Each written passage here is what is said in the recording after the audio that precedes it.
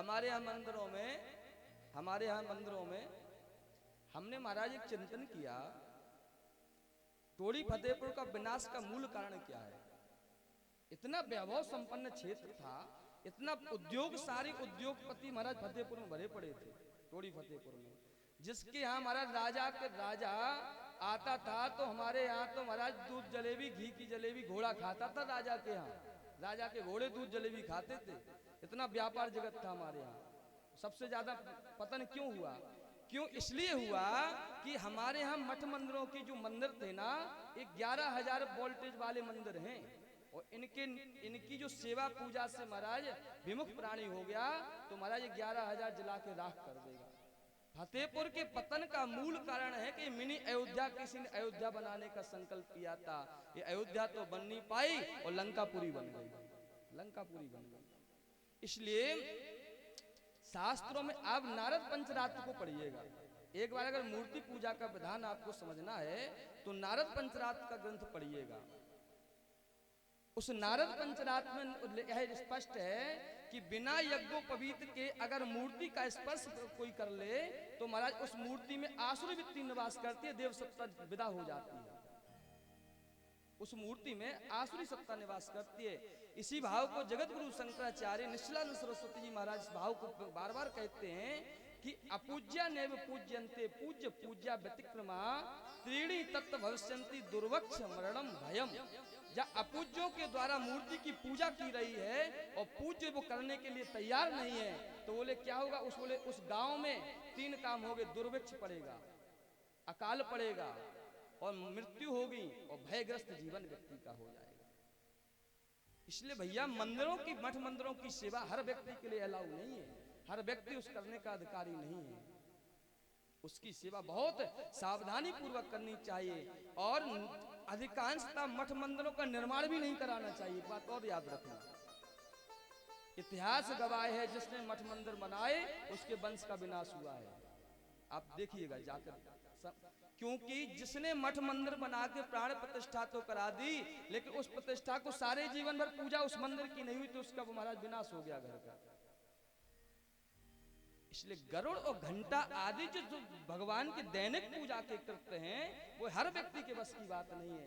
नारद पंचरात्र में तो बहुत अद्भुत वर्णन है, उसका क्या कहना, लेकिन जितना हो सके उतना हो सावधानी पूर्वक उस मूर्ति की पूजा होनी चाहिए।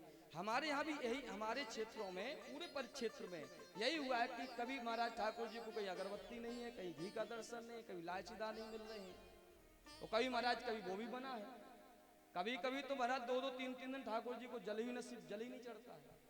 हमारे राजाधिराज सरकार, राम राजा सरकार, जिन राजा की शरण में हम रहे हैं, किले क्षेत्र के ठाकुर जी को तो जल ही नसीब नहीं है। बताइए, वहां तो जल ही नहीं है, हम उनकी प्रजा हैं और हमारे राजा को जल नसीब नहीं, बताओ हम सुखी हो पाएंगे? हमारे जीवन में सुख आएगा? इसलिए इन मठ मंदिरों में भगवत सेवा की बहुत बड़ी महिमा कही गई है, बहुत सावधानी से सेवा करनी चाहिए। नारद जी उसमें भगवान ने अपना शंख का स्पर्श ध्रुव जी के कपोल में स्पर्श कराया है। जैसे स्पर्श किया वाणी प्रकट हो गई और ध्रुव जी ने सुंदर भगवान की स्तुति की, हे प्रभु। भगवान ने कहा कि ध्रुव जी वरदान मांगो, क्या चाहे? तो ध्रुव जी ने कहा प्रभु हमें कुछ नहीं चाहिए। बोले नहीं, आप हमारा देने का मन कर रहा है, मांगिए।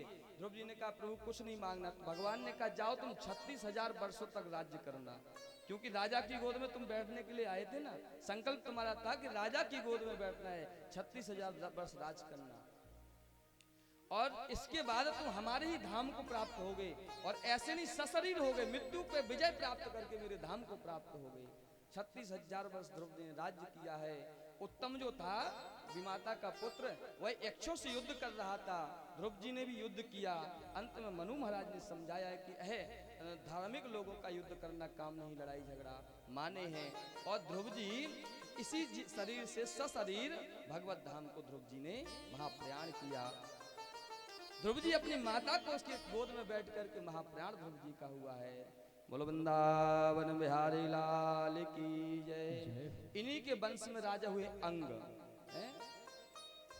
इतने धर्मात्मा राजा थे, इतने धर्मात्मा कि इनके राज्य में बिना महाराज कुछ कहे जल वृष्टि हो जाती थी। जब मांगो तब वही वस्तु प्राप्त होती, इतने धर्मात्मा थे। और संतान कैसी निकली? पहले तो संतान थी नहीं, फिर बहुत प्रयास करने के बाद एक राजा हुआ, एक पुत्र हुआ, इसका नाम था बेन। बोले अधम न बेन समान है? ऐसा अधर्मी राजा हुआ बेन महाराज। ऐसा पुत्र हुआ कि पिता को घर छोड़ के भागना पड़ा। बोले तुम ही रहो, तुम ही राज्य में सौंपो दिया। बेन के अत्याचार से सारी पृथ्वी त्राही त्राही करने लगी। बेन ने कहा न यष्टव्यम न दातव्यम न होतव्यम दुजहा कुछ नहीं करना है, सब कुछ करना तो बेनाए स्वाहा, बेन ही भगवान है। सारी प्रजा में त्राही त्राही मच गई। महाराज जब राज्य सत्ता बेलगाम होती है तो बताओ कौन संभालता है राज्य सत्ता को? राज्य सत्ता जब बेलगाम हो जाए, राजा महाराज धर्म से हट जाए तो महाराज फिर ऋषि सत्ता संभालती है राष्ट्र को। राज्य सत्ता जब अधर्म करने लग जाए तो धर्म सत्ता जो ऋषि सत्ता है वो उस राज्य को संभालती है। लेकिन एक बात और याद रखना, ये ऋषि सत्ता राष्ट्रपति शासन है। अगर कोई मुख्यमंत्री प्रधानमंत्री गड़बड़ करे तो उसको हटाकर राष्ट्रपति शासन लगाओ। ये ऋषि सत्ता धर्म सत्ता राष्ट्रपति शासन है। लेकिन याद रखना राष्ट्रपति शासन मतलब पूर्णकालिक नहीं हो सकता, पूरे 5 वर्ष नहीं चल सकता। उसको एक ना एक दिन चुनाव कराना पड़ेगा, क्योंकि राजा की जरूरत है, ऋषि राज्य नहीं चला सकते। तो ऋषियों ने उस धर्म सत्ता पे जब अत्याचार हुआ, राजा अधर्मी हुआ, तो ऋषियों ने उस बैन को हुंकार भर के महाराज जला के राख कर दिया। अभी परेशानी थी कि राजा था तो अत्याचारी था, अब परेशानी है कि राजा नहीं है तो प्रजा में तो दिक्कत पैदा हो रही है। अब चुनाव होना है तो अब क्या होगा? तो ऋषियों ने उस बैन के शरीर को मथा और मथ करके जो पाप का भाग था उसको निकाला। उस पाप के भाग से एक निषिद्ध जाति का बालक पैदा हुआ। निषिद्ध माने तो पाप के। और उससे कहा कि निषिद्ध तू बैठ जा, तो बैठ गया। तो ऋषि मुनि बड़े प्रसन्न हुए, अच्छा आज्ञाकारी है। तो बोले जाओ तुम्हारे वंश में निषाद राज का जन्म होगा, वो जो राम जी की सेवा करके भवसागर से पार हो जाएगा। इसी निषिद्ध इसी की जाति में निषाद राज का जन्म हुआ है। महाराज फिर मथा गया तो पिथु महाराज का जन्म हुआ और अर्ची महारानी का जन्म हुआ। दोनों का विवाह पाणिग्रहण संस्कार हो गया।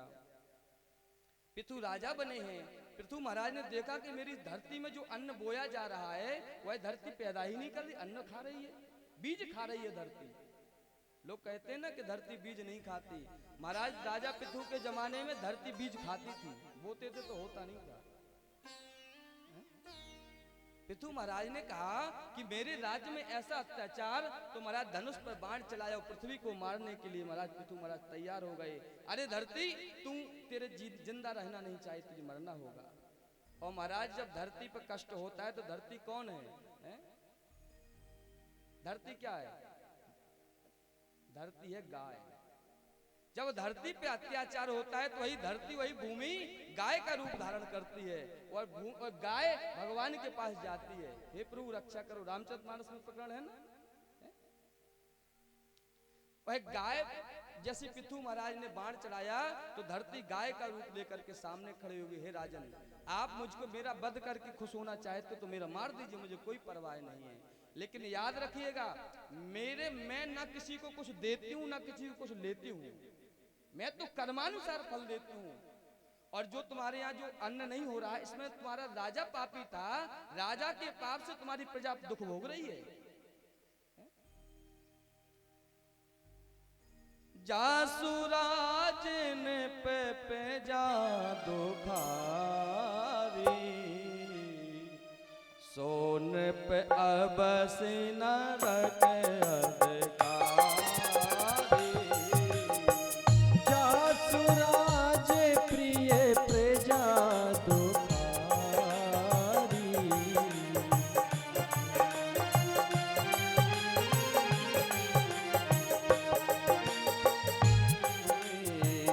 सोन पे अब से न रखे अधिकारी।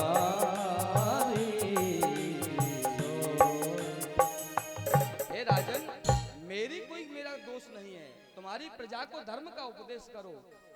धरती क्या बोली? बहुत सुंदर प्रकरण है यहाँ पृथ्वी और धरती का संवाद है। धरती कहते राजन, मैंने आज तक किसी को कुछ देने से मना नहीं किया, किसी ने चना बोया तो मैंने चना उसको दिया, किसी ने गेहूं बोया तो कहते गेहूं मैंने उसको गेहूं दिया, किसी ने सेब लगाए तो मैंने उसको सेब दिए, किसी ने अंगूर लगाए तो मैंने उसको अंगूर दिए, किसी ने आम लगाया तो मैंने उसको आम दिया। धरती की छाती पे ही महाराज हल चला करके ही जो कुछ हमारा पोषण हो रहा है वो हमारा पोषण धरती की छाती पे चीर करके हमारा पोषण हो रहा है। धरती कहती कि मैं तो उपकार के लिए बनी हूं, इस छाती पे हल मेरी छाती पे चलाया गया और मैंने अपनी आपकी प्रजा का पोषण किया, मैंने कभी कुछ देने से मना नहीं किया। अरे गांजा बोने वाले, गांजा पीने वाले लोगों ने धरती में गांजा बोया तो धरती कहती मैंने उनको गांजा भी प्रदान किया कि चलो भाई तुम्हें गांजे से प्रेम है तो तुम गांजा भी ले लो। धरती माँ है, माँ चाहती तो नहीं देती, नहीं गांजा नहीं देंगे, तुम गांजा पियोगे फेफड़े खराब हो जाएंगे। बोले नहीं, अगर तुम्हारी इच्छा है तो उस धरती ने तुम्हें गांजा भी दिया, तुमने अफीम की खेती की तो धरती ने अफीम भी तुमको दी, तुमने चाय का बाग लगाया तो धरती ने चाय भी तुमको प्रदान की। इसलिए उस धरती को हम कामधेनु कहते हैं, जिसके चार धन है, अर्थ धर्म काम और मोक्ष, चारों पुरुषार्थ को देने वाली धरती है। धरती रूपी गाय ने कहा कि हे महाराजन तुम अपनी प्रजा में जाओ, धर्म का उपदेश करो, धर्म तुम्हारी प्रजा धर्म करेगी तो महाराज पुनः उस धर्म के उपदेश से तुम्हारे फिर वृष्टि से जल बारिश होगी और तुम्हारे यहाँ खाने को अन्न होगा। जाओ अपने समाज में धर्म करो और धर्म करो और धर्म को धारण करो, धर्म करो ही न धर्म को धारण करो। राजा पृथु ने महाराज धर्म की किया है, यज्ञ करवाए, 100 अश्वमेध यज्ञ करवाए हैं।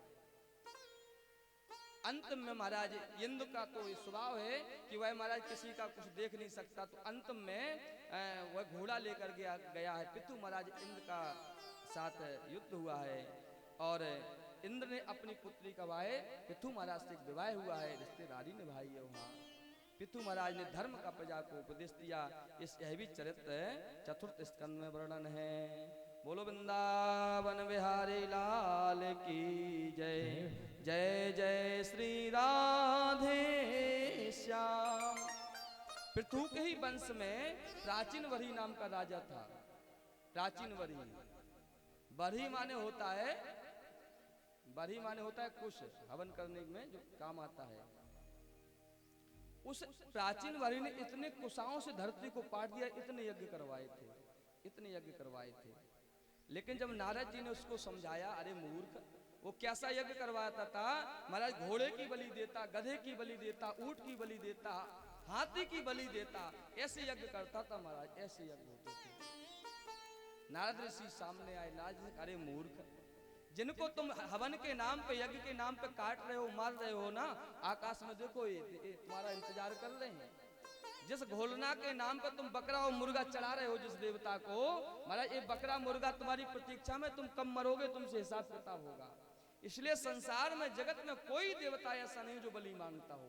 केवल उस स्थान पर बैठा हुआ व्यक्ति अपनी जेहवा के स्वाद के लिए महाराज मुर्गा और बकरा दे, मुर्गा और दे बकरा, दे मुर्गा और दे बकरा।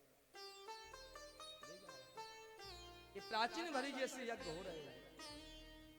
और महाराज बड़ी दुर्भाग्य की बात है कि हम सब जीवों पर दया करो, हम कहने वाले महाराज बड़े उन दरबारों में जाते हैं और बुकरा और मुर्गा प्रेम से दे आते, बोले हाँ महाराज ठीक है, काम बनना चाहिए। आपने विवाह के प्रकरण में देखा, यत्र तत्र जहां वेद में बलि का विधान है, कहां विधान था बताइए? जो निरंतर यज्ञ कर रहे, निरंतर पशुओं को मार रहे थे, तो वेद में एक आध जगह इस बात को रखी गई है कि जो रोज रोज मार रहे उससे अच्छा एक आध दिन बलि दे दीजिए आप, एक दिन की बलि कभी कभी उस समय संकेत है। वो भी यज्ञ तामसी यज्ञ है, आदरणीय यज्ञ नहीं है, वो भी नरक जाने वाला ही है।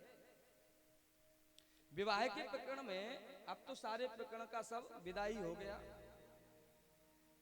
लड़का का बाप आता है पंडित जी के पास और कान में कहता है, कब? जब महाराज पूरा बराती नाच लें, कूद लें, फोटोग्राफी हो जाए, दूल्हा का भोजन हो जाए, सब कुछ हो जाता, फिर कान में कहता, महाराज सब कुछ हो गया है, अब ज्यादा टाइम मत लगाना, जल्दी करना। मतलब सब कुछ हो ही गया है, सब कुछ हो गया है। अरे बोले तो भावर काहे को चक्कर में पड़े, लिवा ले जाओ कन्या को। नहीं नहीं महाराज वो करना पड़ेगा, जल्दी करना। तो महाराज पंडित जी तो ये बताएंगे नहीं क्या है उसमें लिखा है, वर जो है, कन्या जो है, वर के हृदय का आलभन मतलब स्पर्श करे, आलम्बन है। तथा वर कन्या हृदयम आलभे, तो कन्या वर को हृदय का स्पर्श करे, जिसको हमारी भाषा में हृदयामृंग सुमंगली कहते। कन्या हल्दी लगाती है ना वर को, उस भाव को कहते हैं। अगर आलभन आलभेद शब्द का अर्थ है काटने में लेते, तो बताओ कन्या वहां दूल्हे का गला काटेगी, फिर विवाह किससे होगा बताओ। इसलिए आलवन शब्द का अर्थ है उसका स्पर्श के अर्थ में है, स्पर्श करे। अगर बलि का कहीं प्रकरण आता है तो मुर्गा का स्पर्श करके उसको स्वतंत्र विचरण कर देना चाहिए, बकरा का स्पर्श करके उसको छोड़ देना चाहिए, जंगल में विचरण करे। स्पर्श हो गया, देवता ने स्वीकार कर लिया। इसी भागवत में कथा है, जब डाकुओं ने जड़ भरत को भगवती पराम्बा काली माँ के सामने बलि देने के लिए महाराज लिटाया, और जैसी तलवार मारना चाहिए पराम्बा भगवती माँ प्रकट हो गई और माँ ने सारे डाकुओं का वध कर दिया। जड़ भरत खड़े हो गए। जड़ भरत ने कहा तू कैसी माँ है, अरे एक बेटे को बचाने के लिए उन्होंने कितने बेटों का वध कर दिया। माँ मैं चाहता हूं कि इनको भी आप जीवित कर दीजिए। तो जड़ भरत के कहने से माँ ने भगवती महाकाली ने उनको भी जीवित किया। कोई देवता मुर्गा बुकरा नहीं मांगता। प्राचीन वरी राजा ने उसको यज्ञ किया है, नारद जी ने समझाया है पुरंजन उपाख्यान के माध्यम से। हे राजन, ये भवाटवी का वर्णन जो है, संसार भव माने होता है संसार, अटवी माने होता है जंगल।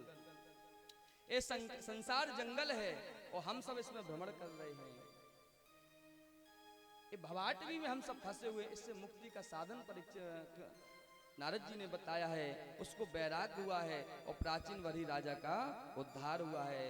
पुरंजन उपाख्यान के माध्यम से नारद जी ने उस कथा को सुना करके प्राचीन वरी राजा का उद्धार किया। बोलो वृंदावन बिहारी लाल की जय। जय जय श्री राधे श्याम, जय जय श्री सीताराम।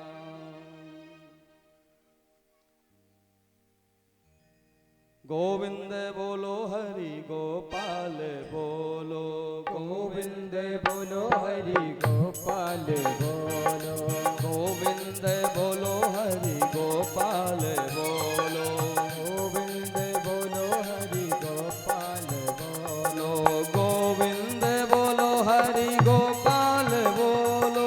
गोविंद दोनों हाथ उठा करिए। गोपाल बोलो गोविंद बोलो हरि गोपाल बोलो, गोविंद बोलो हरि गोपाल बोलो, गोविंद बोलो गोपाल बोलो, गोविंद बोलो गोपाल बोलो, राधा रमण हरि गोविंद बोलो, राधा रमण हरि गोविंद बोलो, गोविंद बोलो हरि गोपाल बोलो, गोविंद बोलो हरि गोपाल बोलो, गोविंद बोलो हरि गोपाल बोलो, गोविंद बोलो हरि गोपाल बोलो, राधा रमण हरि गोविंद बोलो, राधा रमण हरि गोविंद बोलो, बोलो, गोविंद बोलो हरि गोपाल बोलो, गोविंद बोलो हरि गोपाल बोलो, गोविंद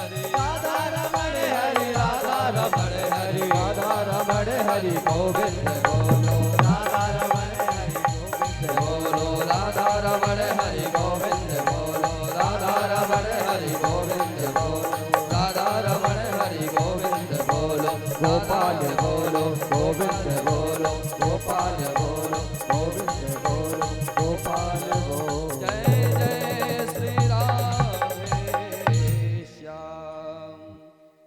आज महाराज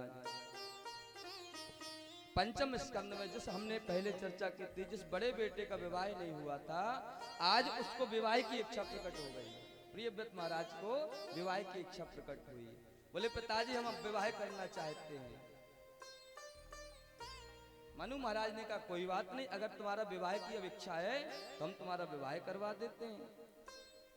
प्रियव्रत महाराज ने कहा विवाह हुआ है, और विवाह के बाद एक पूर्वचित्ती नाम की अप्सरा से इनका विवाह हुआ है, और इनके 9 पुत्रों का जन्म हुआ है।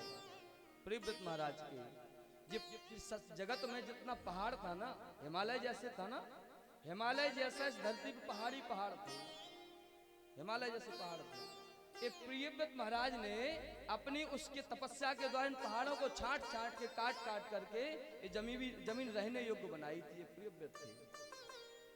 प्रियव्रत का अर्थ क्या है? प्रिय, जिसका व्रत प्रिय है, जिसका प्रतिज्ञा प्रिय है, जिसका कार्य प्रिय है, उसी का नाम है प्रियव्रत। समाज में जो अच्छी कथाओं के आयोजन कराते हैं और जो कथाओं में सहयोग करते हैं, कौन है? प्रियव्रत। जिनका व्रत श्रेष्ठ है उसी को प्रियव्रत कहते हैं।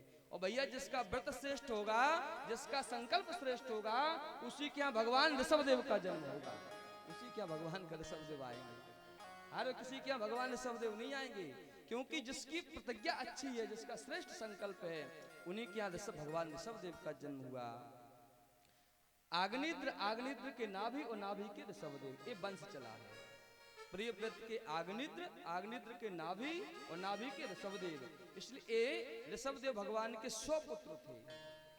ये जैन संप्रदाय जो है, ये अपना ही संप्रदाय, हिंदू सनातन धर्म की एक शाखा जैन शाखा है। किसी घर में 4 बेटे हो तो बंटवारा होता है कि नहीं होता है? बंटवारा हो गया। थोड़ा धर्म शास्त्रों में मतभेद समझ में आया। इनमें भी महाराज जैनों में भी 2 संप्रदाय हैं, एक श्वेतांबर और एक दिगंबर। एक निर्वस्त्र रहते हैं और एक सफेद वस्त्र पहन के रहते हैं। जो दिगंबर हैं, इन्होंने भगवान ऋषभदेव की, महाराज ऋषभदेव की नकल की थी। नकल और अकल में बहुत अंतर है। भगवान ऋषभदेव बिना कपड़े के नहीं घूमते थे। उनकी ऐसी चित्त की वृत्ति बन चुकी थी कि वो भजन करते करते उनको बोध ही नहीं रहता था, तो कपड़े आराम यहाँ से ढीले होकर खिसक जाते थे, अपने आप कपड़े खिसक जाते थे। जब याद आता अरे अरे कपड़े खिसक गए हैं और मैं निर्वस्त्र हो गया, तो बड़ी लज्जा आती थी, फिर कपड़े ढूंढने जाते थे। फिर उन्होंने यह संकल्प किया था आज से मैं नगर में जाऊंगा ही नहीं, मैं जंगल में ही रहूंगा। इसी बात को 10वें स्कंद में बेड़ू गीत में इस बात को भाव को रखा है। जब भगवान कृष्ण की बांसुरी बजती है तो देवांगनाएं, देवलोक की देवांगनाएं उस बांसुरी को सुनने आती हैं, और जब बांसुरी को सुनते इतने महाराज मदमस्त हो जाते हैं तो शरीर ढीला पड़ जाता है। तो देवांगनाओं के कटी के जो भाग वस्त्र है ना, वो ढीले नीचे गिरने लगते। तो देवता इंद्र आदि देवता आकर के फिर उनको लहंगा पहनाते, फिर उनको वस्त्रों को संभालते। ये प्रेम में ऐसा होता है। तो जैन जो संप्रदाय है वो हमारे हिंदू सनातन धर्म का एक भाग है। थोड़ा मतभेद हुआ, अलग हो गए। सिख संप्रदाय जो है वो हमारे हिंदू सनातन धर्म का एक अंग है। थोड़ा मतभेद हुआ, बस उन्होंने गुरुदेव को साक्षी मान के गुरुवाणी पे चलना चालू किया, और जैनों ने महाराज अपना ग्रंथ। जैनों के उस सिद्धांत को देखिए, आप जैन दर्शन को देखिए, तो जैन दर्शन में हमारा हिंदू दर्शन तो भरा ही पड़ा है। कहां से लेके आए बताओ? आज तक चाहे संत आसाराम बापू हो, चाहे संत राम रहीम हो, चाहे संत वो रामपाल हो, जो भी इस जगत में जो कुछ बोल रहा है वो हिंदू सनातन के धर्म ग्रंथों के अनुसार ही बोल रहा है। तो बाकी कुछ अपनी बुद्धि के द्वारा मिलावट कर दी उसने। व्याचो सिस्टम जगत सर्वम, संसार में आस्था जगत की जितनी भी बातें की जा रही हैं वो भगवान वेद व्यास के शब्द हैं।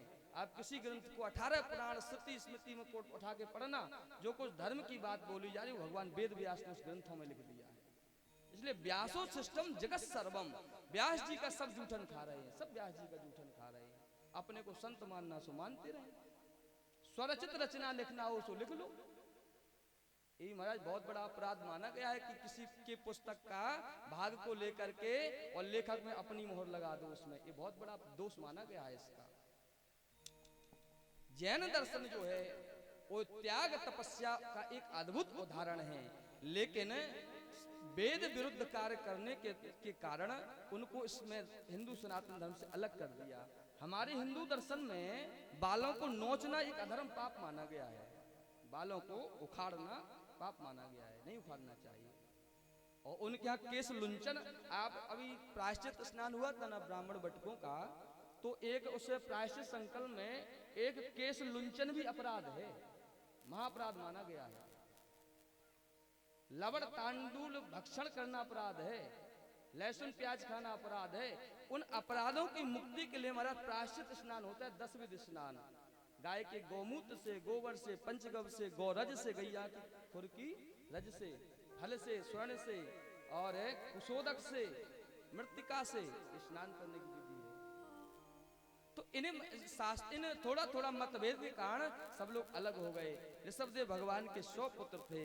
ये जैनों के पहले तीर्थंकर कहा है, पहले देवता जैनों के ऋषभदेव ही हैं। इसके बाद फिर धीरे धीरे आकर के महावीर स्वामी हुए हैं और फिर आकर के अलग अलग देवता बढ़ते चले गए हैं। बोलो वृंदावन बिहारी लाल की जय हो। एक बात मैं कहूं, इसी प्रकरण में कह देता हूं, 2 क्षत्रियों ने अपने धर्म से विमुख हुए हैं। 2 क्षत्रिय धर्म से विमुख हुए हैं, तो अत्याचारी लोगों ने धर्म में प्रवेश कर लिया इन 2 के कायरता के कारण। एक महाराज चंद्रगुप्त मौर्य ने तलवार रख दी, तो बुद्ध धर्म का इन्होंने क्षत्रिय धर्म का त्याग किया। क्षत्रिय धर्म का त्याग, क्षत्रिय को युद्ध करना ही उसका धर्म है। चंद्रगुप्त मौर्य ने त्याग किया। महाराज इसके बाद मुगल कालीन शासन आया कि नहीं आया? उनके बाद महाराज सब जीव हिंसा ना करो, अहिंसा करो, अहिंसा परमो धर्मा का पाठ पढ़ा दिया। बताओ राजा, अगर आर्मी, अगर देश में आर्मी लगी है सीमा पे और आर्मी अहिंसा परमो धर्मा बंदूक रख दे, बताओ पाकिस्तान घर में घुसेगा नहीं घुसेगा? वो जो राष्ट्र की सीमा पर क्षत्रिय खड़ा है, उसका धर्म क्षत्रिय धर्म कहता है कि उसे युद्ध करना पड़ेगा। और अगर क्षत्रिय युद्ध से विरत हो जाएगा तो महाराज अधर्म प्रवेश कर जाएगा। चंद्रगुप्त मौर्य के शस्त्र रखने से महाराज मुगल कालीन शासन आ गया। और यहाँ बिहार में मगध में महाराज महावीर स्वामी ने क्षत्रिय धर्म का त्याग किया, और तो महाराज वहां भी महाराज मुगल कालीन शासन आ गया। 2 क्षत्रियों ने क्षत्रिय धर्म का त्याग कर दिया। इसलिए इसी बात को गीता में भगवान ने कहा है कि स्वधर्मो परमं श्रेया पर धर्मो भाव। ब्राह्मण को जप करना, पूजा करना, पाठ करना, यज्ञ करना, हवन कराना, ये ब्राह्मण के 6 कर्म कहे गए हैं, करना और कराना। हम साल भर जजमानों के यहाँ सत्यनारायण कथा बांधते हैं, मरे का भी खाते हैं और त्रियोदशी भी खाते हैं, सब कुछ खाते हैं। तो हमारा भी तो कुछ फर्ज बनता है यज्ञ पूजा पाठ कराना। उसी के पाप को काटने के लिए भागवत कथा के हम यहाँ निमित्त बन जाते हैं कि अगर हम समाज में खड़े हो जाएंगे तो हमारे जजमान हमारे पीछे खड़े हो जाएंगे, तो महाराज एक हमारा एक कर्म, हम अपने कर्म में जिंदा रहेंगे। हम अब भगवान के यहाँ अगर जाएंगे तो ठाकुर जी को मुँह दिखाने लायक तो रहेंगे, प्रभु आपने हमें स्वधर्म में भेजा था कि ब्राह्मण कुल का जन्म था, धर्म करना और धर्म कराना, मैं दोनों करके आया हूँ। धर्म किया भी है और धर्म लोगों से कराया भी है। हम अपने जजमानों से, इसीलिए महाराज हमने अपने जजमानों से प्रयास करके कहा था कि आप इसमें चंदा दीजिए, कुछ ना कुछ, 1 रुपए, 10 रुपए, 5 रुपए, 100 रुपए, जो आपकी श्रद्धा वो दीजिए, क्योंकि हम आपके ही कल्याण के लिए कर रहे हैं। मेरा कोई कामना नहीं है, मेरा क्या चाहिए, भगवान ने सब कुछ दे दिया है। ब्राह्मण अगर अपना पूजा पाठ बंद कर दे, बताओ पतन हो जाएगा, स्वधर्म में से विरत हो गया। क्षत्रिय व्यापार करना, क्षत्रिय युद्ध करना बंद कर दे, वो अपने क्षत्रिय धर्म से गिर गया। और वैश्य व्यापार करना बंद कर दे, वह अपने व्यापार उस धर्म से गिर गया। और अंत चतुर्थाश्रमी अगर सेवा करना बंद कर दे तो महाराज वह उस अपने धर्म से गिर गया है। इसलिए चारों वर्णों को यथायोग्य धर्म का पालन करना चाहिए, उसी को धर्म कहते हैं। धार्यतेति धर्मः, अपने धर्म में जीते रहो। अपने धर्म में जीते जीते मृत्यु का वर्ण करना भी महाराज पुण्य है। जो गति भजन करने वाले महात्मा को ब्राह्मण को मिलती है, वही सेना में लड़ने वाले उस योद्धा को वीर गति प्राप्त होती है, तो उसको भगवान का धाम प्राप्त होता है, उस क्षत्रिय को भगवत धाम की प्राप्ति होती है, क्योंकि वो योद्धा है। भगवान ऋषभदेव के 100 पुत्र थे, 100 पुत्रों को भगवान ने बुलाया है, आओ बेटो इधर आओ, मेरे पास आओ, मेरे पास बैठो। बोलो वृंदावन बिहारी लाल की जय, जय जय श्री राधे।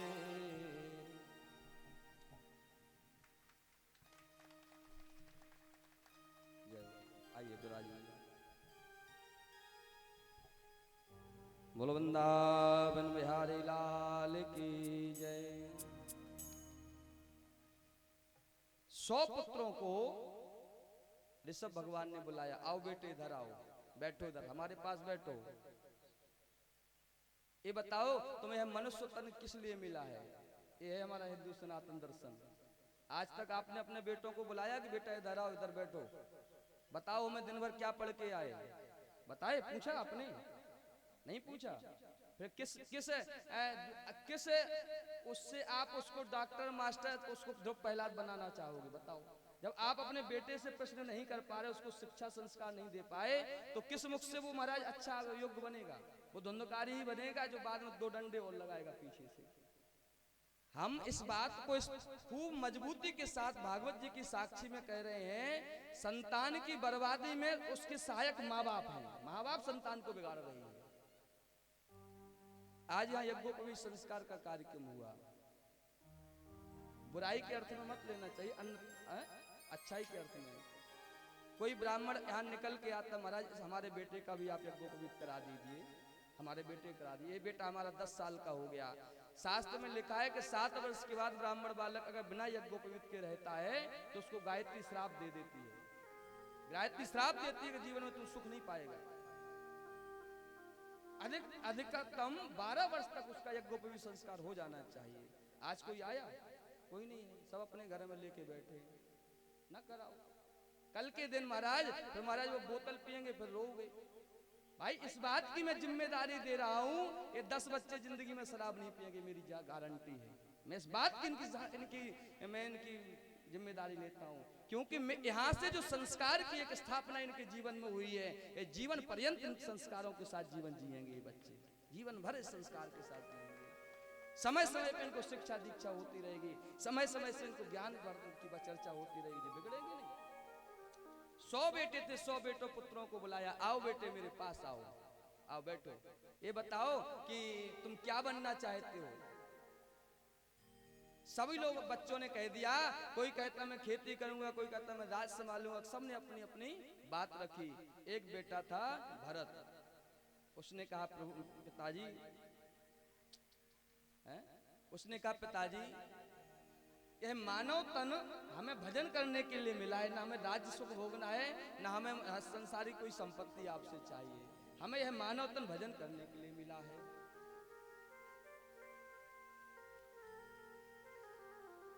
भैया अगर अपने संतानों को सुखी बनाना चाहते हो, संतानों को सद्गुण अगर आप लाना चाहते हो, तो हर व्यक्ति को, हर माँ बाप का परम कर्तव्य है कि सांझ के टाइम बच्चे के बुला करके उससे पूछना चाहिए, दिन भर में कहाँ थे, कहाँ गए थे, क्या किया, बताओ क्या पढ़ाई पढ़ी है। और महाराज एक बार उस माँ बाप को शाम को मोबाइल चेक भी करना चाहिए। बोलो राधे राधे। बोले मोबाइल चेक कराओ, इधर कराओ चेक। क्या है? पता ही नहीं है, पिताजी अलग हैं, उनको पता ही नहीं है कि हमारा बेटा संतान कहाँ जा रही है, उन्हें होश ही नहीं है। ऐसे ऐसे पैटर्न फंसे पड़े हैं कि माँ बाप की तो गति क्या, वो ब्रह्मा भी आ जाए तो वो पैटर्न ना खोल पाए। बताओ, ये जिंदगी दशा इन युवाओं की है। इनसे अच्छे ध्रुव प्रहलाद की हम आशा कर रहे हैं कि ध्रुव प्रहलाद बनेंगे, ये सूर्य बनेंगे, क्षत्रिय बनेंगे, योद्धा बनेंगे। ऋषभ भगवान ऋषभदेव ने कहा कि हे पुत्र, है बताओ तुम्हारी जिंदगी में तुम्हारे जो कामना हो मुझे बताइए, क्या चाहते हो? भगवान ऋषभदेव कहते हैं, नायम देहो देह भाजाम्ने लोके नाहम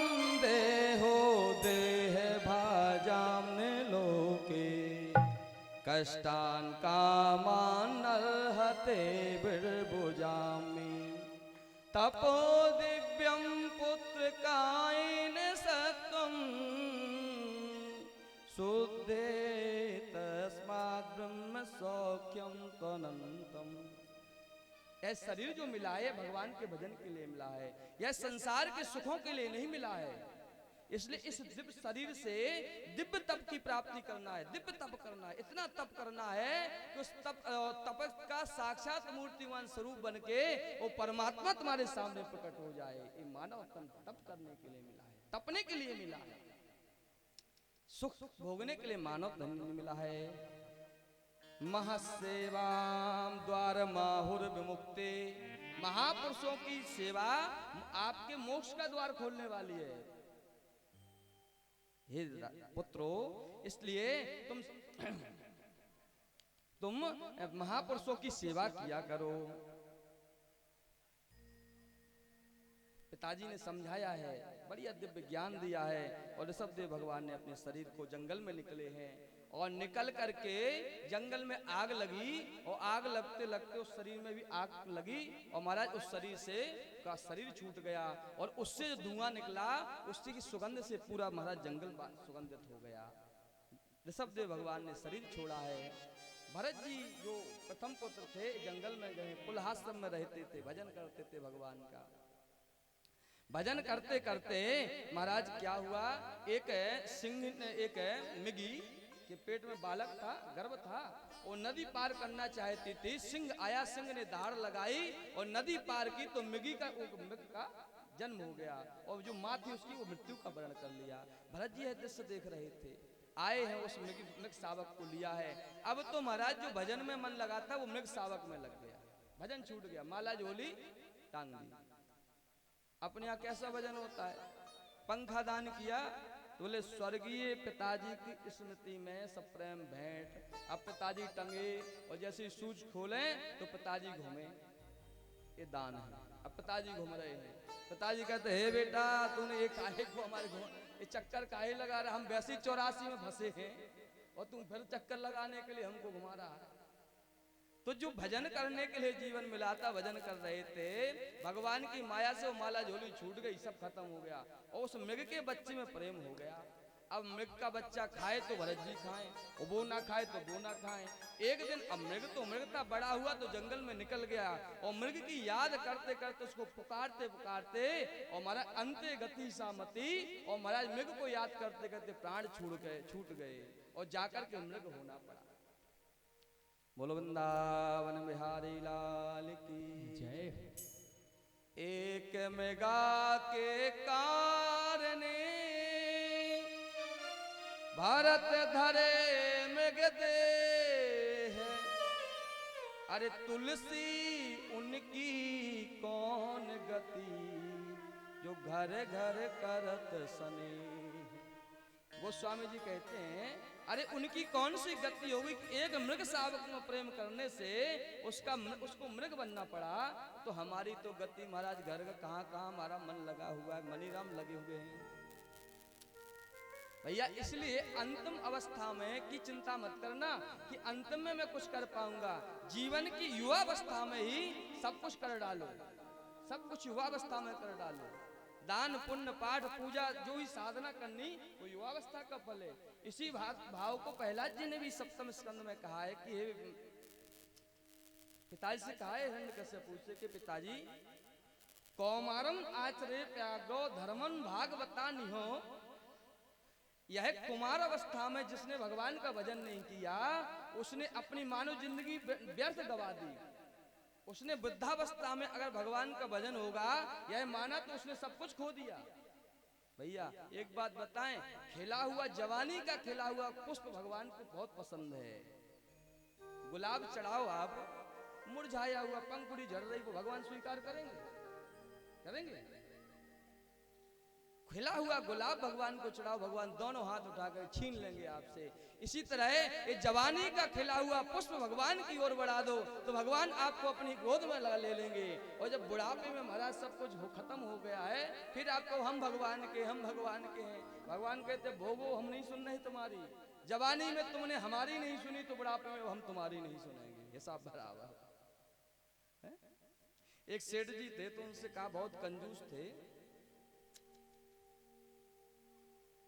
लोगों ने कहा उनके रिश्तेदारों ने कि भैया जिंदगी भर कमाए के हाय हाय संपत्ति कमाई, कुछ दान पुण्य करो।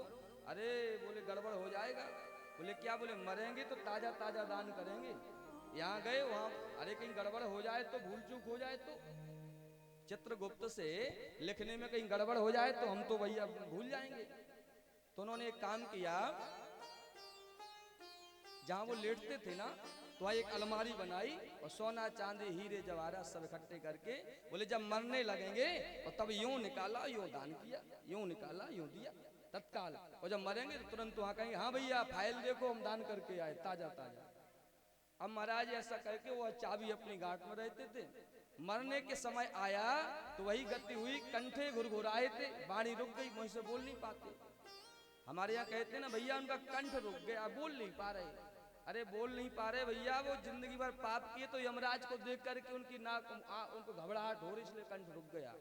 यमराज की को दर्शन उनको हो रहा है कि ताल सिर पे मड़रा रहा, इसलिए बाड़ी निकल नहीं पा रही, वो तो खूब बोलना चाह रहे। अब महाराज यमराज आए तो काल ने उनका गला पकड़ा। अब वो महाराज हाथ उठाएं, बार बार यूं कहें यूं कहें। सारे रिश्तेदार सारी समाज भरी पड़ी थी। सबने कहा भैया यह बात समझ में नहीं आई कि तुम्हारे पिताजी बार बार हाथ कह रहे, बार बार ये क्यों कह रहे हैं? तो लड़के बहुत घाघते, लड़का बहू बहुत घाघते।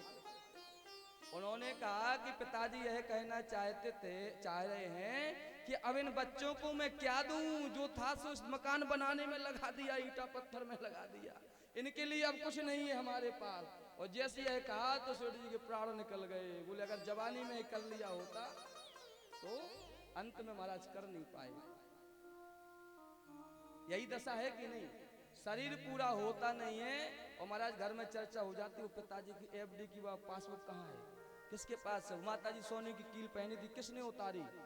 त्रियोदशी होते होते महाराज ये हो जाता है कि बड़ा भाई कहता हम हिस्सा नहीं देंगे तेरे ही में, छोटा कहता हम हिस्सा नहीं देंगे। बोले जिसने लिया है वही करे। बताओ, ये महाराज संतानों की स्थितियां हैं। इसलिए अगर संतान अगर आपका लिए तर्पण श्राद्ध आदि दान पुण्य करेगी, उसकी चिंता मत करना, अपने हाथों से ही करके जाना। बोलो वृंदावन बिहारी लाल की जय। अब भजन के प्रताप से मृग रूपी भरत को याद रही, और मृग चढ़ते हरी घास तो वो भरत जी चढ़ते सूखी घास। इस तरह से वह जीवन पूरा हुआ। तीसरा जन्म उनका ब्राह्मण कुल में हुआ। और पंडित जी के यहाँ तो वही सत्यनारायण की कथा और सालक राम जी है? हमारे यहाँ कहावत है कि ब्राह्मण को छोरा पेट में ही सत्यनारायण सीख ले, पेट में ही सीख ले। और 5-6 साल को 7-8 साल को भयो तो माँ बाप ने सालक राम जी और सत्यनारायण के पोते बोले जा कथा बाँचाओ। भरत जी से कहा कि गायत्री मंत्र यज्ञों को भी संस्कार हुआ, गायत्री मंत्र दिया तो भरत जी गायत्री मंत्र नहीं याद कर पाए। याद तो कर पाए। एक बात बताएं, गुण ही बंधन का कारण है। गुण है तो बंधन है। आप बहुत अच्छी रसोई बनाने वाली होगी, बहुत अच्छी रसोई बनाने वाली होती तो आपके स्वभाव का दोहन होगा। लोग कहें अरे उनको बुला लाओ, उनको बुला लाओ। गुण है ना, इसलिए सामने वाली तो कभी कभी हमें तो आता ही नहीं है। अगर संसार में बचना है तो ये कह दो हमें कुछ आता ही नहीं है तो कोई काम की कहेगा ही नहीं। और जब बहुत अच्छा काम करना आपको आता होगा तो जो देखो तो आपको ही पकड़ेगा, तो आप ही पिसेंगे फिर। इसलिए गुण ही बंधन का कारण है। भरत जी समझ गए कि आज हम गायत्री मंत्र सुनाएंगे, कल पिताजी कहेंगे वेद सुनाओ, फिर कहेंगे सत्यनारायण की कथा करने जाओ, फिर कहें ब्याह पढ़ने जाओ, फिर कहें तेरे ही पढ़ने जाओ। तो जिंदगी मिली थी भजन को, ये सब पूरे तारी में बच गए हैं। भगवान भरत जी ने कुछ सीखा ही नहीं, उनका नाम पड़ गया जड़ भरत। और जड़ भरत पढ़ने से महाराज जो किसी का नहीं वो भगवान का होता है। भाइयों ने खाना पीना देना बंद कर दिया, बोले बड़ा मोटा घूमता है, कुछ नहीं मिला है? बड़ा भाई होता, बड़ा बेटा होता है ना, किसको प्यारा होता? बाप को। बड़ा भाई बाप को प्यारा होता है, क्योंकि पिता को ही रहता है कि हमारा बेटा आ गया, अब हमारा कंधे से कंधा लगाने वाला हमारा अपना आ गया है। और छोटा बेटा होता है मैया को प्यारा, क्योंकि वो पिठ पोंछा कहते उसको, पेट आखिरी में आया ना पिठ पोंछा, तो छोटा बेटा मैया को प्यारा। अब बताओ बीच वाला कहाँ जाए? तो बोला जिसका कोई नहीं उसका भगवान है, तो बीच वाला भगवान को प्यारा होता है। बोले जब कोई है ही नहीं तो बोले भगवान कहते आ जाओ हमारे यहाँ। हैं? तो भरत जी बीच के थे, तो इनको खाने पीने को कुछ ना मिले, तो भाइयों ने कहा कि जाओ जंग हार में जा करके और महाराज खेत को रखाओ। भरत जी खेत पहुंचे और जैसी हरी भरी फसल देखी, चिड़िया चूं चूं कर रही थी, भरत जी ने सबको बुलाया, आओ आओ, कहाँ भूखी प्यासी भटकोगी, कहाँ जाओगी, कहाँ भोजन पानी मिलेगा, इससे अच्छी जगह तुमको नहीं मिलेगी। तो सारी चिड़ियों को बुला के भरत जी ने सारा खेत चुनवा दिया। राम जी की चिड़िया राम जी के खेत, खाओ मेरी चिड़िया भर भर पेट। राम जी की चिड़िया राम जी के खेत, खाओ मेरी चिड़िया भर भर पेट। राम जी की चिड़िया राम जी के खेत, राम जी की चिड़िया राम जी के खेत, खाओ मेरी चिड़िया भर भर पेट। खाओ मेरी चिड़िया भर भर पेट। राम जी की चिड़िया राम जी के खेत, राम जी की चिड़िया राम जी के खेत, खाओ मेरी चिड़िया भर भर पेट। खाओ मेरी चिड़िया भर भर पेट। खाओ मेरी चिड़िया भर भर पेट। आज मदद जो खेत रखाने गए थे तो खेत साफ हो गया, केवल डंडे ही डंडे नजर आए। भैया गया तो उसने देखा, अच्छे भैया, हे भगवान ये क्या हुआ। खाद पानी देते देते नाक में दम हो गई, और रुजवा रखाते रखाते नाक में दम हो गई, सब खब गई मटर। हैं? मार करके उस भरत जी को भगा दिया, बोले घर से निकल जाओ। और जैसे घर से निकले, भजन की साधन आपको अपने महादेव में निष्ठा तो होना चाहिए। धन्ना जाट थे राजस्थान के, क्षत्रिय जाति में जन्म था। भगवान की साधु सेवा संत सेवा करते थे, और घर से बीज लेकर के जा रहे थे। रास्ते में महात्मा मिले, बोले कुछ खाने को मिलेगा, बोले हाँ है ना बोरी, खोलो। वो बीज को महाराज ने बेच करके और साधुओं को भंडारा करा दिया। बोले भंडारा तो हो गया, बोले अब महाराज खेत के लिए क्या होगा। तो नदी के कंकड़ पत्थर उठा करके वो खेत में फेंक दिए। बोले अब जो होगा सो राम जी जो करेंगे सो करेंगे। और जब फसल उत्पन्न हुई तो महाराज चार अगल बगल के देखते रह गए कि धन्ना ने ऐसा कौन सा बीज बोया जो महाराज सबसे अच्छी फसल पैदा हुई है। धन्ना ने जो फसल बोई थी वो महात्माओं के पेट में बीज बोया था, और पेट में बीज बुआ संतों के पेट में जब दिया तो महाराज 10,000 गुना उनको धन्ना को प्राप्त हुआ। तो देने का तो अद्भुत फल है। आइए कुछ चर्चा हमारे चतुर्वेदी के माध्यम से कुछ सूचना है वो आप तक पहुंचानी आवश्यक है, उसको आप श्रवण करिएगा। इसके बाद कथा में प्रवेश करेंगे। प्रेम से बोले वृंदावन बिहारी लाल की जय हो। सभी लोग बोले जयकारा भाव से, कुछ बोल रहे हैं कुछ नहीं बोल रहे हैं। बोलो भागवत भगवान की, शंकर भगवान की। आओ कुछ दान दाताओं के नाम आए हैं तो आपके श्रवण रंधन तक हम पहुंचाने का प्रयास कर रहे हैं। श्री हरिहर सेवा समिति दानदाताओं की सूची में जिन दानदाताओं ने अपना दान दिया है, यहाँ भोले बाबा के पावन प्रांगण में श्री भागवत भगवान के चरणों में समर्पित किया है जिनने दान, उन दानदाताओं के नाम हैं। आप लोग श्रवण करें। 150 रुपया हमारे भैया श्री विनोद तिवारी जी मास्टर साहब छक्की लाल गेड़ा स्कूल, इनकी तरफ से आया है। 100 रुपये का दान हमारे भैया श्री राम भरोसे सोनी जी बड़ागंज की तरफ से आया है, और 500 रुपये का दान हमारे भैया श्री भजन कुशवाहा जी की तरफ से आया है, डाबर की तरफ से आया है। और 100 रुपये का दान दामोदर मास्टर साहब मोहल्ला नजरगंज की तरफ से आया है, और 500 रुपये का दान हमारे भैया श्री बिज किशोर यादव